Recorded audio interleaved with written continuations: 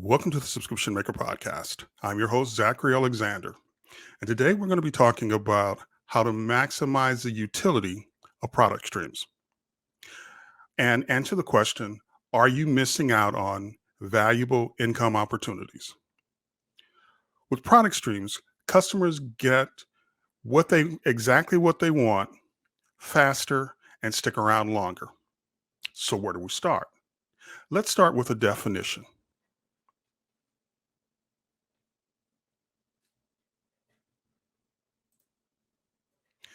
Product streams boost revenue from existing customers by providing incremental value add-ons. So most people understand that. They understand that when they're talking about cars. So you have a you buy a car, you buy a truck, and you're thinking about, well, how many cup holders do I have? What is the possibility for adding better rims to my tires? I mean, that's a value add. Value is not always utility. The utility comes, value is in the heart, is whatever the customer wants. Value is created at consumption. It's not actually created at production time. So when you're actually putting something together, that's not where the value comes from. The value comes when people consume it, when they purchase it. So how do you get that? How do we get that value into our subscription services?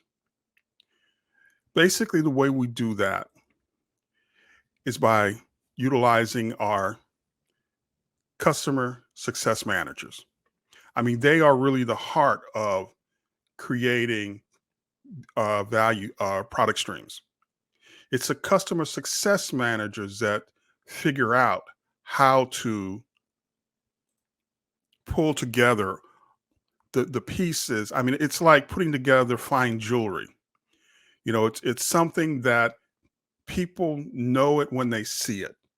They know when they're getting their dollars worth, and they stick around for that. Generally, what we're trying to do with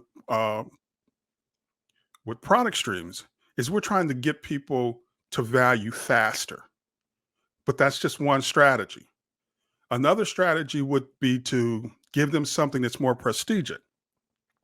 Maybe it's a badge saying that they've created more products, or they're able to use the your service more or better than other customers.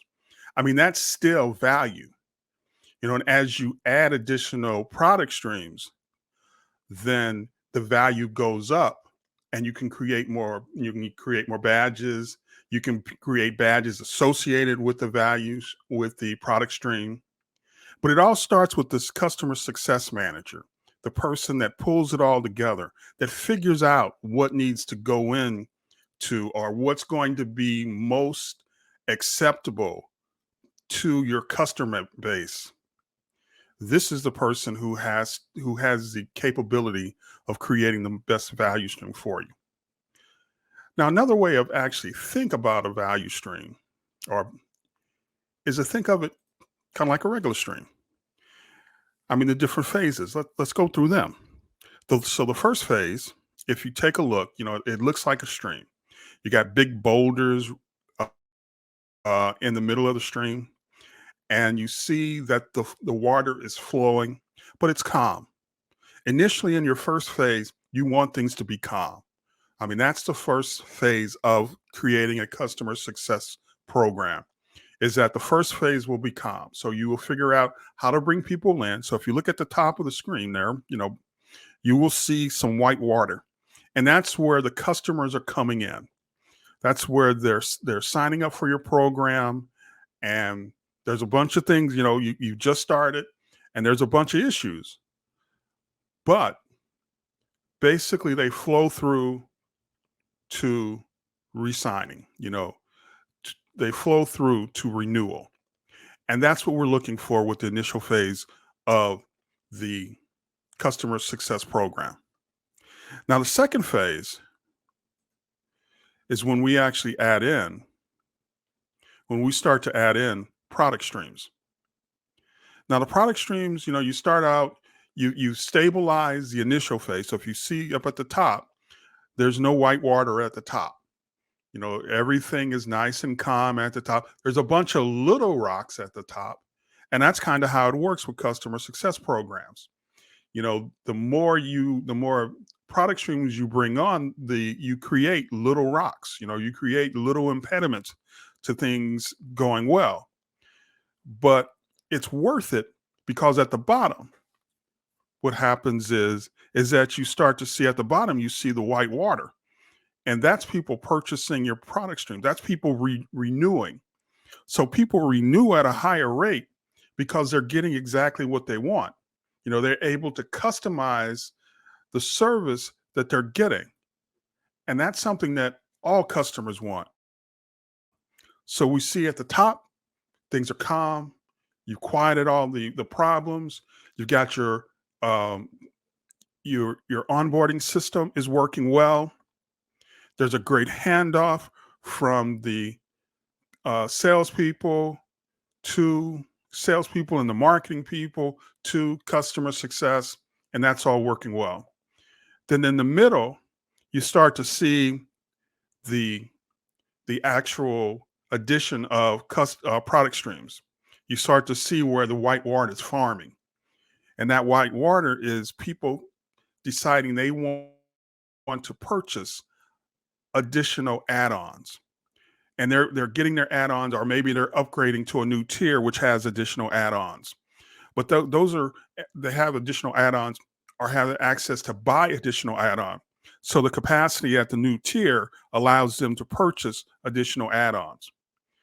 But then at the bottom, what we see once again is we see renewals.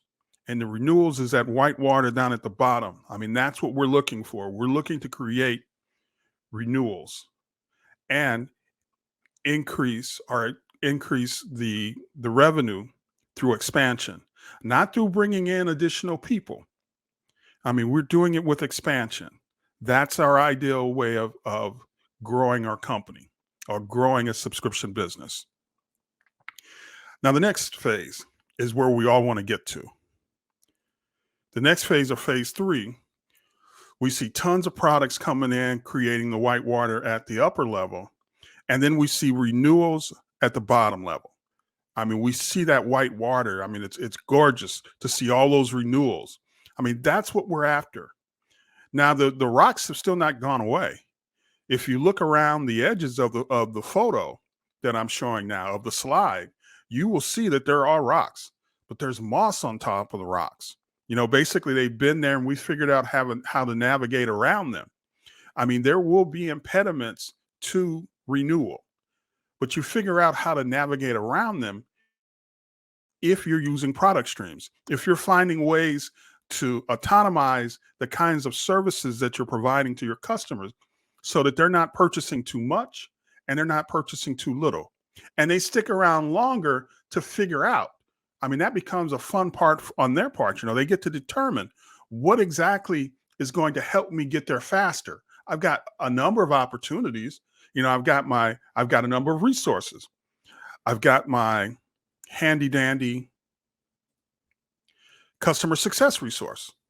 I mean, she's there helping people get to where they want to go. She's tailoring opportunities, stitching together product streams so that people can get to where they want to go. I mean, that's what good customer success managers do. And it results in the white water at the bottom, which is renewal. Now, basically, what I want to do in closing is I want to show you all of the processes that go into. I mean, this is the customer or the product stream utility. It starts very slow.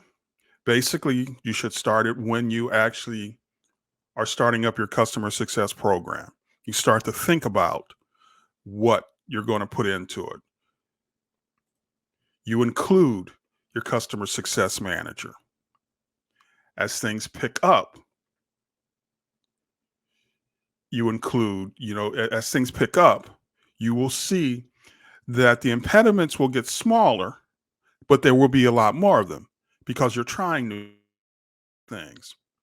You can't be deterred by that. You just have to work through it.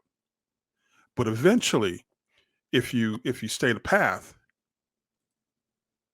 you get to renewals. We get to high growth expansion. People selling more products, product streams, more services to the current cohort of customers. And that's what it's all about. And I want to thank you for listening to this episode of the Subscription Maker Podcast.